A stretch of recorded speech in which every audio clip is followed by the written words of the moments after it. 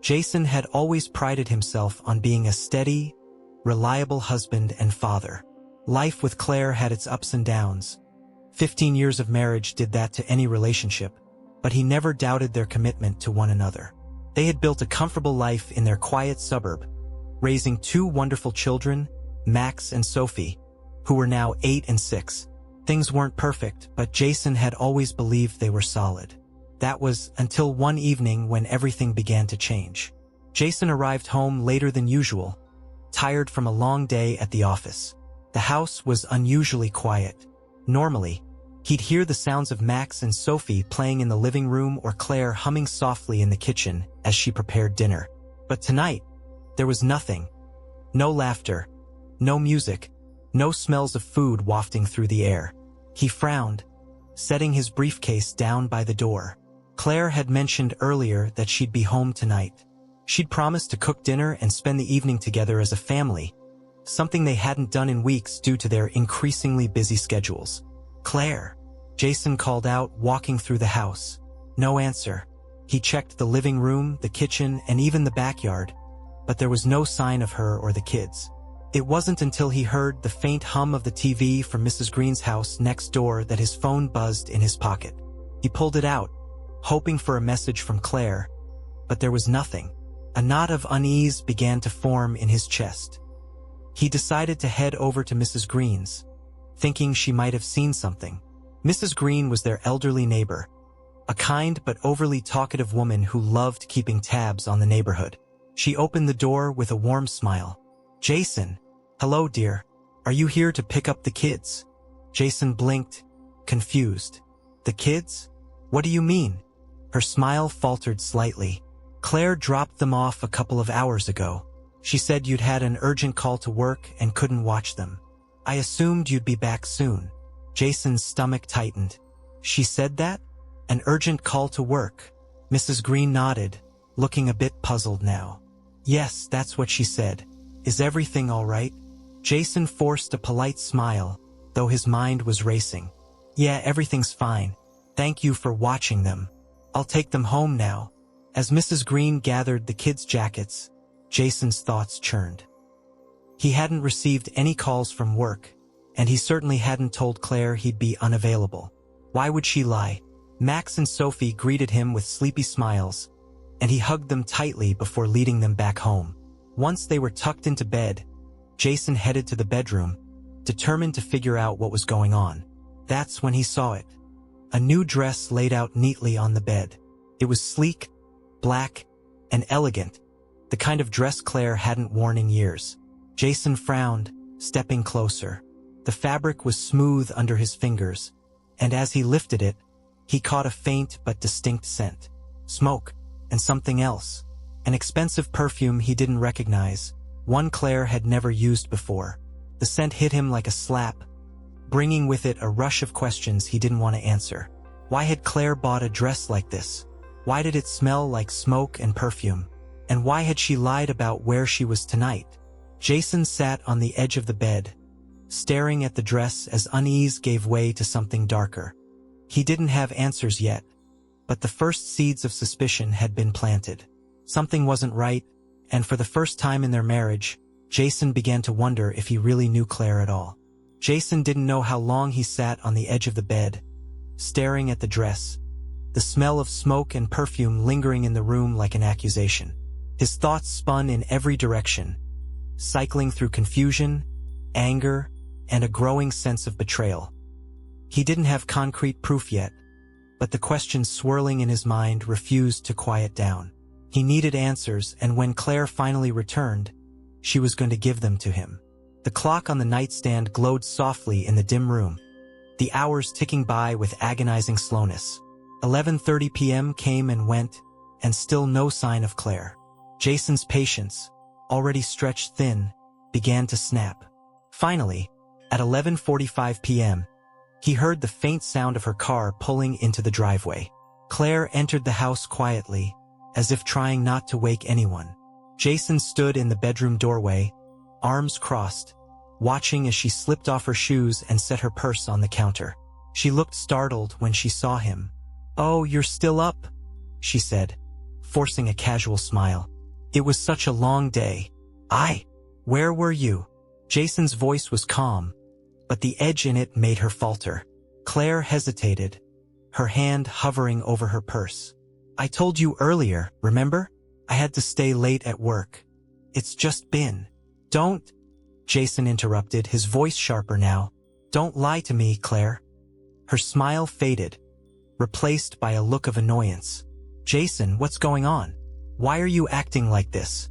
Instead of answering, Jason stepped aside, revealing the suitcase he had started packing with her clothes. Claire's eyes widened, her face paling as she took in the sight. What are you doing? She asked, her voice rising.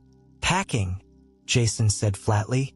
Since you obviously need some time to figure out where you belong, I thought I'd help you out.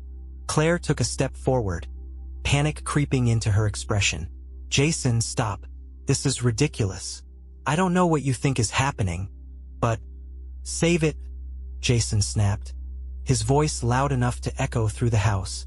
He reached into his pocket and pulled out her phone, which she had left on the kitchen counter earlier that day. Unlocking it, he held it up for her to see. Lucas, he said, his tone dripping with contempt. Who the hell is Lucas? Claire froze, her face going from pale to red in a matter of seconds. What? I don't know what you're talking about. Jason shook his head, scrolling through the messages. Oh, you don't?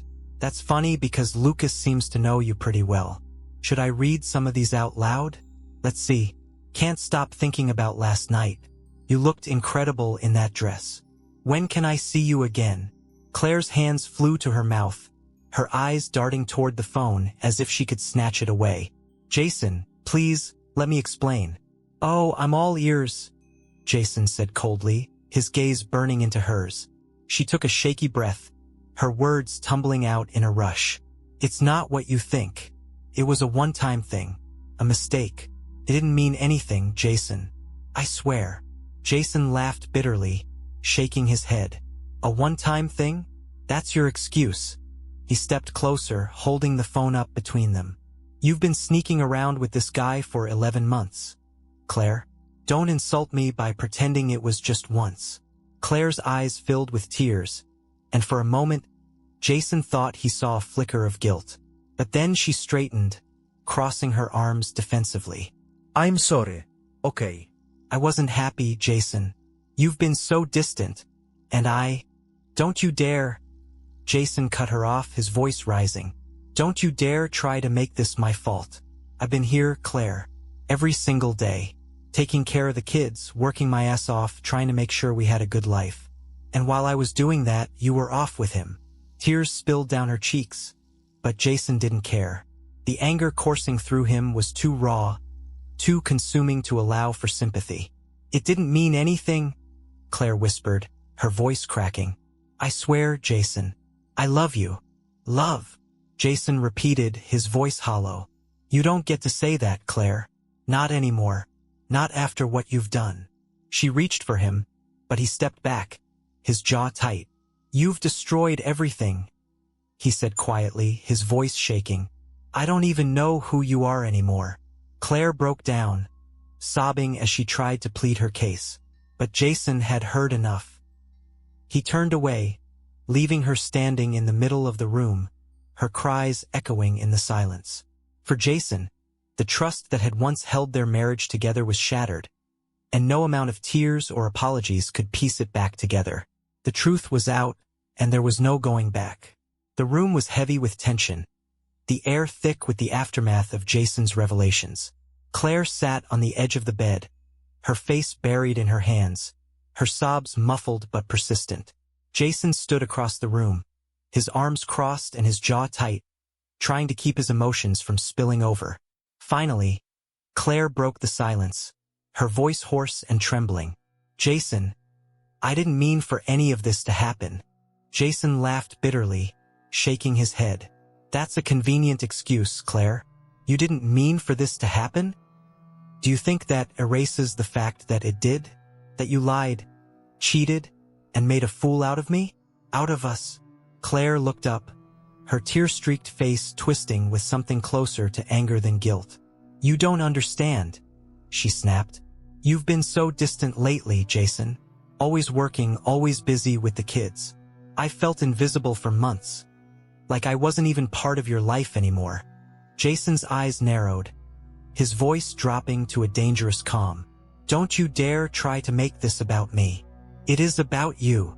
Claire shot back, standing now, her arms gesturing wildly.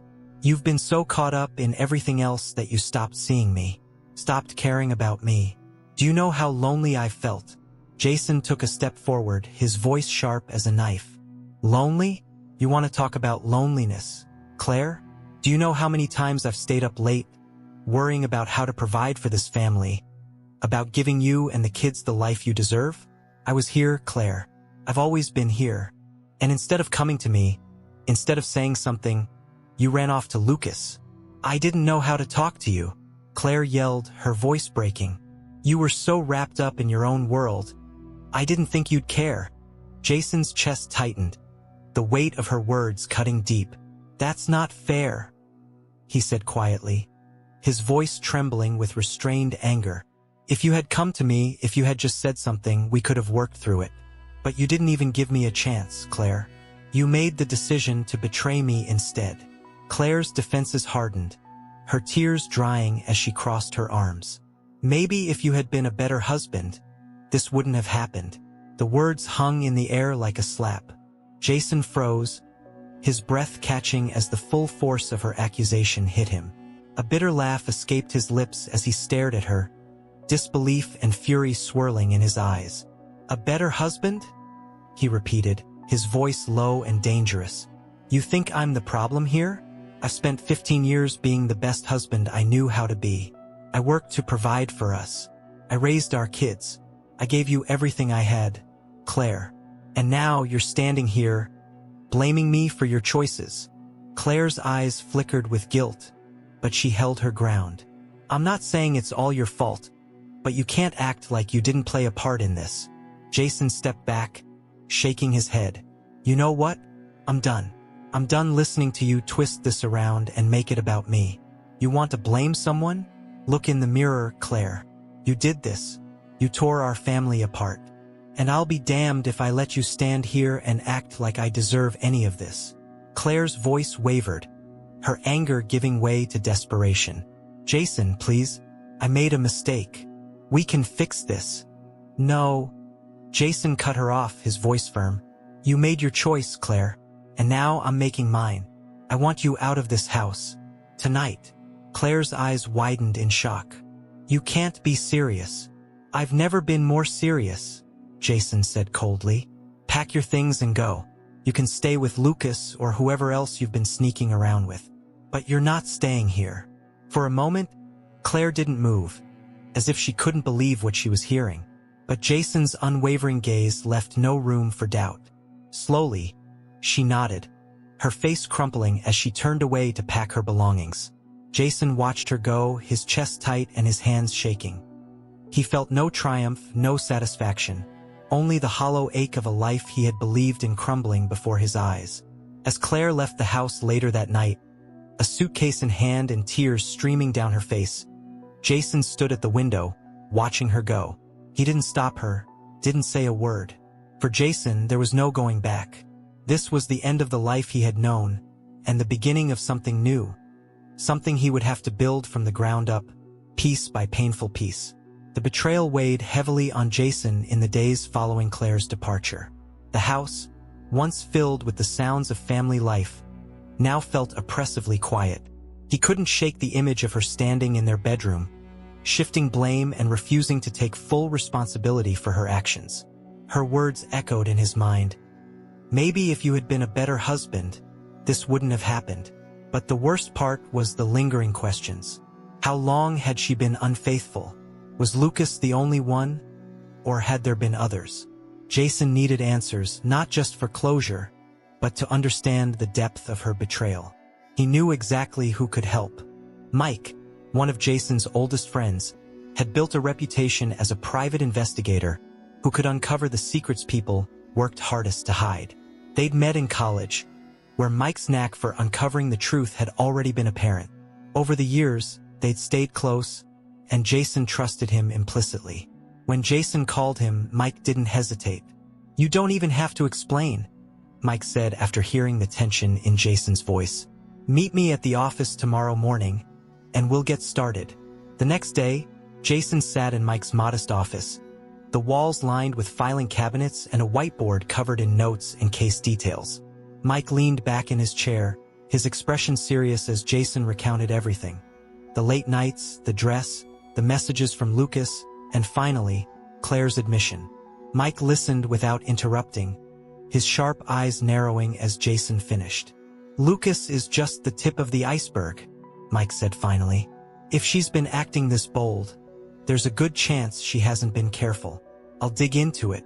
Give me a few days." Jason nodded, his jaw tight. "I want the truth, Mike. All of it." Mike nodded back, his expression grim. "You'll have it." The next few days were a blur of tension and anticipation.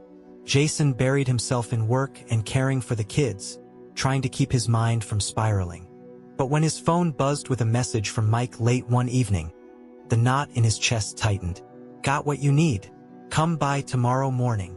The following day, Jason sat across from Mike once again, bracing himself as his friend handed him a folder. The weight of it in his hands felt like a physical manifestation of the truth he'd been waiting for. "You were right to trust your instincts," Mike said, his tone low. "Lucas wasn't the only one. Not by a long shot." Jason opened the folder, his eyes scanning the pages inside. The evidence was damning. Photos, receipts, and detailed reports painted a clear picture of Claire's infidelity. "There's Lucas," Mike began, pointing to a photo of Claire and her coworker sharing an intimate dinner. "That affair started about a year ago. They met after hours regularly, sometimes at hotels, sometimes at his place." Jason swallowed hard but said nothing. Mike continued, flipping to the next page. "Then there's Mark, her yoga instructor. That one's been going on for about 6 months. She attended his private classes, off the books, and they spent time together outside the studio." Jason clenched his fists, his knuckles turning white. "The third is David, a guy she met at a bar one weekend when you were away on a business trip. That one didn't last long, maybe a month or two. But it wasn't just a one-night stand. They kept in touch for a while." Jason's head spun, but Mike wasn't finished. "And then there's Ryan," Mike said, his tone heavy. "He's the most recent. She met him about 3 months ago. They've been seeing each other regularly, including this past weekend when she dropped the kids off at your neighbor's." Jason stared at the photos of Claire with each of these men, laughing, touching, and acting like a woman who had no ties or commitments. The sheer audacity of her actions left him stunned. "For men," Jason said finally, his voice barely above a whisper. "For lovers in 1 year." Mike nodded. "I know it's a lot to take in, but now you know the full extent of it." Jason closed the folder, his hands shaking with anger and disbelief. "She destroyed our marriage for this. For them." Mike leaned forward, his gaze steady. "So, what do you want to do about it?" Jason took a deep breath, the anger hardening into resolve. "She thinks she can walk away from this like nothing happened, like she's the victim, but she's about to learn that actions have consequences." Mike nodded, a faint smirk playing on his lips. "Then let's make sure she feels every one of them." Jason left Mike's office with a clear plan forming in his mind. Claire had betrayed him in the worst possible way, and now it was time for her to face the fallout. Jason didn't sleep that night. The revelations Mike had uncovered were more than he ever could have imagined, or maybe they were exactly what he had feared all along. Claire's betrayal wasn't just a single impulsive mistake. It was a pattern, a conscious series of choices that had spanned an entire year. And now, Jason wasn't content to sit with the anger simmering inside him. He needed her to admit the truth, every last detail, no matter how painful it was to hear. The next morning, Jason called Claire. She answered after the third ring, her tone hesitant. "Jason, we need to talk," he said flatly. "Come over now. Alone." There was a pause, and then Claire replied, her voice wavering. "Okay, I'll be there soon." Jason hung up without another word. He didn't want to hear her excuses over the phone. He wanted to see her face, to watch as her lies crumbled under the weight of the truth. When Claire arrived, Jason was sitting at the kitchen table, the folder from Mike lying closed in front of him. She walked in slowly, her face pale and her movements tentative, as though she knew what was coming. "What's going on?" she asked, her voice barely above a whisper. Jason gestured to the chair across from him. "Sit." Claire hesitated but complied, lowering herself into the chair. Jason stared at her for a long moment, his gaze cold and unflinching. "How many?" he asked finally, his voice sharp and direct. Claire blinked, confusion and panic flashing across her face. "What are you talking about? How many men, Claire?" Jason demanded, his tone rising. "Don't play dumb. I know about Lucas. I know about the yoga instructor. I know about the guy from the bar and Ryan. So tell me, how many?" Claire's mouth opened and closed, her face flushing with guilt. I don't know," she stammered. Jason slammed his hand on the table, making her jump. "You don't know? That's your answer." Tears welled up in Claire's eyes, and she shook her head. "It wasn't supposed to happen, Jason. Any of it. Started out as just talking. I felt so lonely, and they were there, and what?" Jason interrupted, his voice cold. "It just magically escalated into sleeping with them? Don't insult me, Claire. I want the truth, all of it, and I want it now." Claire buried her face in her hands, her shoulders shaking as she sobbed. "It wasn't like that," she cried. "I didn't plan for this to happen. It was just supposed to be harmless, just chatting, just flirting. But then it got out of control. I didn't mean to hurt you, Jason. I didn't mean for it to get this far." Jason's expression hardened, his voice cutting through her sobs like a blade. "You didn't mean for it to get this far? Claire, you had 4 lovers in the past year. You lied to me, to the kids, to everyone. Don't you dare sit there and pretend you're the victim here." "I know I messed up," Claire whispered, her voice trembling. "I know I've ruined everything. But please, Jason, don't do this. We can fix it. We can." Jason held up a hand, silencing her. "Fix it? There's no fixing this, Claire. You made your choice over and over again. And now you're going to face the consequences." He leaned forward, his gaze piercing. "You have until noon tomorrow to pack your things and get out of this house. You're not staying here another night." Claire's eyes widened, her breath catching in her throat. "Jason, no. Please, don't do this. The kids are staying with me," Jason said firmly. "You don't get to play the doting mother after what you've done. You've already walked out on this family in every way that matters. I won't let you drag them through your mess." Tears streamed down Claire's face as she shook her head, her voice breaking. "Please, Jason, don't take them away from me. They're my children too." Jason's jaw clenched, his voice steady but laced with pain. "You should have thought about that before you threw this family away. They deserve better than this. Better than you." Claire broke down completely, her sobs echoing in the quiet kitchen. But Jason didn't waver. He had given her everything. His trust, his love, and 15 years of his life, and she had shattered it all. "Tomorrow at noon," he repeated coldly. "Pack your things and leave. And don't come back." Claire nodded weakly, unable to argue. She stood slowly, her body trembling as she made her way to the door. Jason didn't move, his gaze fixed on the table as he listened to the sound of her footsteps fading into silence. When the door finally closed, Jason exhaled, his chest heavy with a mixture of anger, grief, and relief. The truth was out, and the final chapter of their marriage was drawing to a close. For Jason, it was the beginning of a new life, one free of lies and betrayal, and one where he could finally start to heal. The hardest part of the ordeal wasn't confronting Claire or unraveling the layers of betrayal. It was facing the children. Jessica and Nick were Jason's world, the one constant in the chaos, and shielding them from the fallout was his top priority. But now, as the dust began to settle, Jason knew he couldn't avoid the inevitable conversation. That evening, Jason walked over to Mrs. Green's house to pick up the kids. The older woman greeted him warmly but with a flicker of concern in her eyes. She had clearly picked up on the tension brewing in the Hunter household, though Jason appreciated that she hadn't pried. "The kids have been great," Mrs. Green said as she ushered Jessica and Nick to the door. "They've been waiting for you."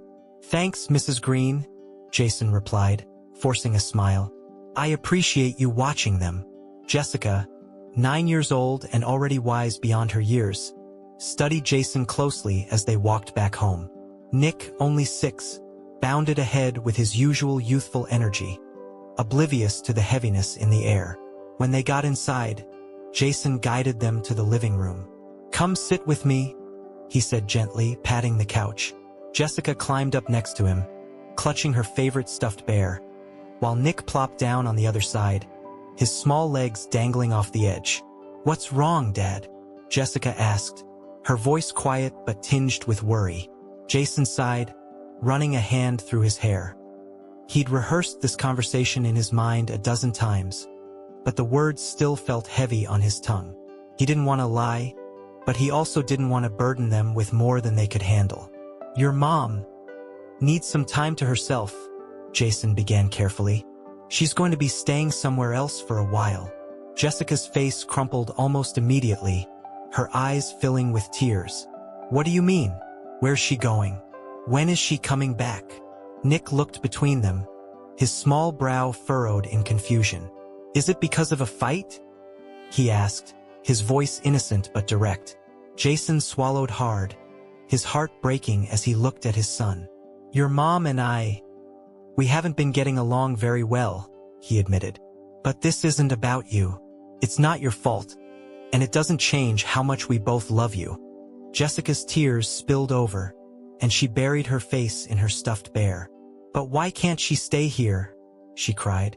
"We can all talk and fix it, right?" Jason pulled her into his arms, holding her tightly as she sobbed.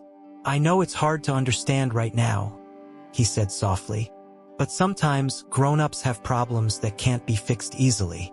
Your mom needs time to think, and we need to focus on taking care of each other. Okay." Nick tugged on Jason's sleeve, his big eyes brimming with uncertainty. "Does this mean we won't see her anymore?" Jason knelt down so he was eye level with his son, placing a hand on his shoulder. "You'll still see her, buddy. Promise. But for now, it's going to be just the 3 of us here at home." Nick nodded slowly, though his expression remained troubled. Jessica, still clinging to Jason, sniffled and looked up at him with tear-streaked cheeks. "Will it ever go back to the way it was before?" Jason's chest tightened. He wanted to tell her yes, to offer her the reassurance she so desperately needed, but he couldn't make promises he didn't believe in. "I don't know, sweetheart," he said honestly. "But what I do know is that we're going to be okay. We're a team, and we're going to get through this together." Jessica nodded reluctantly, wiping her eyes, while Nick leaned into Jason's side. The weight of the conversation hung heavy in the room, but Jason felt a small flicker of relief. They didn't fully understand, how could they? But they trusted him, and for now that was enough. As he tucked them into bed later that night, Jason lingered in their doorways, watching their small, peaceful faces as they slept. They were his everything, and no matter what happened next, he would do whatever it took to protect them and give them the life they deserved. This was only the beginning, but Jason knew one thing for certain. He would never let Claire's betrayal define their future. For him and the kids, this was a new chapter, and he was determined to make it a better one. The morning after Claire had left the house for good, Jason sat at the kitchen table, staring at the pile of evidence Mike had uncovered. The weight of it all, the photos, receipts, emails, and now the notes that had mysteriously shown up in his mailbox, was suffocating. Every detail painted a picture that Jason hadn't wanted to see but could no longer ignore. Claire's infidelity wasn't just a mistake or even a lapse in judgment. It was deliberate, calculated, and ongoing.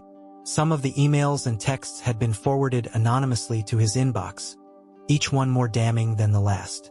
A particularly painful one detailed a weekend getaway with Lucas, where Claire had paid for their hotel in cash. The timestamp on the message was from a weekend Jason had stayed home with the kids, thinking Claire was at a professional retreat. Another note, hand-scrawled and unsigned, Simply read, "You deserve better than what she's done to you. Ask her about Valentine's Day 6 months ago."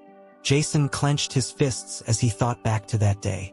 He had planned a quiet dinner at home, complete with flowers and her favorite wine. Claire had come home late, claiming she'd been stuck at work. Now he realized the truth. She hadn't been at work. She'd been with someone else. The betrayal was so thorough, so extensive, that it was almost laughable. Any hope for reconciliation, any tiny part of him that had clung to the idea of salvaging their marriage, was gone. Claire hadn't just hurt him. She had destroyed the foundation of their life together, and there was no rebuilding what she had shattered.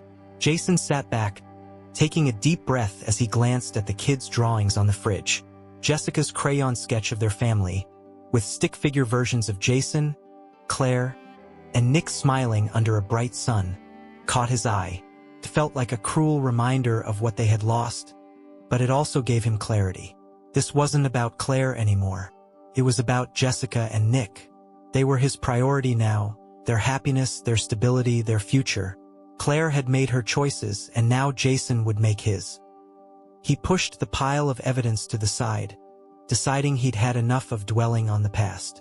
There was no point in digging further. He had everything he needed to know, and no new revelation could change what had already been done.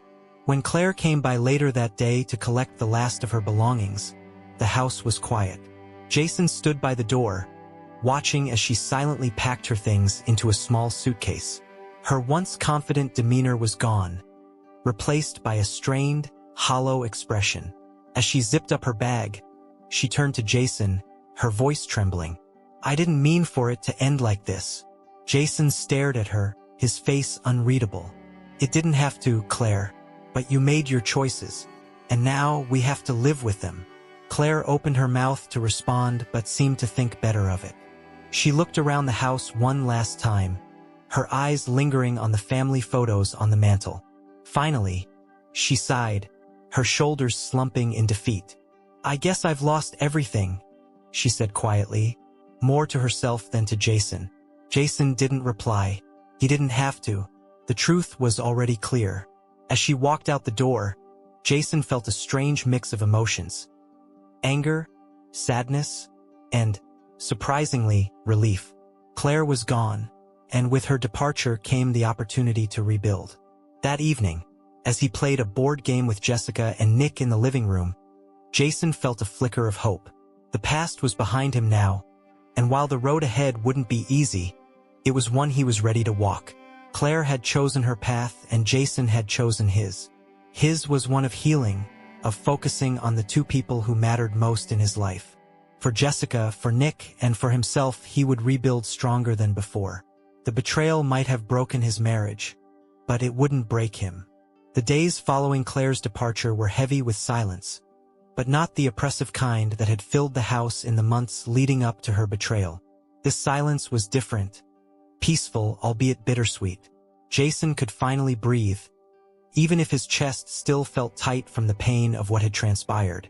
For the first time in years, the weight of trying to hold his crumbling marriage together was gone. In its place was a new purpose, his children. Jessica and Nick deserved a stable, loving home, and Jason was determined to give it to them. He began his mornings earlier, setting an alarm before the sun rose. It wasn't just about escaping the quiet house or finding time for himself. It was about reclaiming control over his life. Jason laced up a pair of old running shoes one morning and decided to hit the park. The first run was brutal. His legs felt like lead. His breath came in ragged gasps, and every step was a reminder of how much he'd neglected himself over the years. But when he finished those 4 miles, the sweat dripping from his face and his heart pounding in his chest, he felt a sense of accomplishment he hadn't felt in months. That evening, he signed up for therapy. It wasn't easy admitting he needed help, but Jason knew he couldn't move forward without understanding the pain that lingered inside him. His first session was awkward. Sitting across from the psychologist, Dr. Patel, Jason felt exposed in a way that confrontation with Claire hadn't managed to provoke. "I'm not sure where to start," he admitted, fidgeting with his hands. "Start wherever feels right," Dr. Patel said with a calm smile. Jason began with the surface details, the betrayal, the anger, the heartbreak, but over the next few sessions he delved deeper. He unpacked the years of growing distance in his marriage, the guilt he'd carried for not seeing the signs, and the doubts that still plagued him about his ability to be enough for his children. "You're not failing them," Dr. Patel said during one session. "In fact, everything you're doing, seeking help, making an effort to be present, prioritizing their happiness, proves just how much you care. That's what makes a good parent." Jason took those words to heart. He made a point of being there for Jessica and Nick in ways he hadn't before, not because he hadn't wanted to but because the weight of the marriage had always pulled him in other directions. Now, he embraced the freedom to focus entirely on them. He took Jessica to her dance classes, cheering from the sidelines as she twirled across the studio. Nick, who had recently discovered a love for dinosaurs, lit up when Jason took him to the local museum for an exhibit on prehistoric creatures. Their laughter became the soundtrack of Jason's days, their hugs the anchor that kept him grounded. As the weeks turned into months, Jason found himself letting go of the anger and resentment that had consumed him. Running became a daily ritual, a way to clear his mind and focus on the future. Therapy gave him the tools to confront his emotions without letting them control him. One afternoon, as he jogged through the park, the sun warm on his back and the sound of birds in the trees, Jason felt something he hadn't in a long time: hope. The pain of Claire's betrayal hadn't vanished, but it no longer defined him. He could see a future, a life where he and his children were happy, free from lies and full of possibilities. That evening, as Jessica and Nick sat at the dinner table, giggling over a joke Nick had made, Jason looked at them and smiled. "We're going to be okay," he said, almost to himself but loud enough for them to hear. Jessica tilted her head, her eyes curious. "What do you mean, Dad?" Jason leaned back in his chair, his smile widening. "I mean us, our family. No matter what, we've got each other. And that's enough."